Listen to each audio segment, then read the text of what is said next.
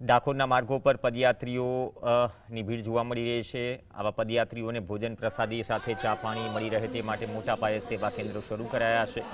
ભક્તિ માર્ગથી શરૂ કરી ડાકોર સુધી ઠેર ઠેર રસોડા ધમધમે છે, જ્યાં ભક્તો ચા નાસ્તો અને છાશ શરબત સાથે ભોજન પણ ગ્રહણ કરે છે। વિંજોલથી વટવા જીઆઈડીસી પાસે આવેલા સંકટ મોચન હનુમાન ભક્ત મંડળ દ્વારા પણ છેલ્લા 35 વર્ષથી પદયાત્રીઓ માટે કેમ્પ કરાય છે। પૂનમ નજીક છે ત્યારે જે ડાકોર જતો જે માર્ગ છે તે ભક્તોથી છે તે ઉભરાયેલો જોવા મળી રહ્યો છે।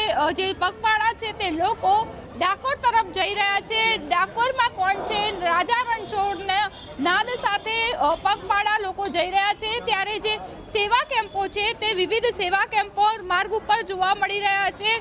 જે ભક્તો છે, જે પદયાત્રીઓ છે તેઓની માટે છે તે મોટા પાયે જે કેમ્પો છે તે લાગેલા જોવા મળી રહ્યા છે અને દરેક કેમ્પમાં વિવિધ પ્રકારના ભોજન છે, નાસ્તા છે, ચા પાણી છે તે જોવા મળી રહ્યા છે। એ રીતનું આયોજન કરવામાં આવે છે કારણ કે મોટી સંખ્યામાં જે ભક્તો અહીંયા આવતા હોય છે, કેટલા લોકો જોડાયેલા હોય છે અને કઈ રીતે બધું મેનેજમેન્ટ કરાય છે।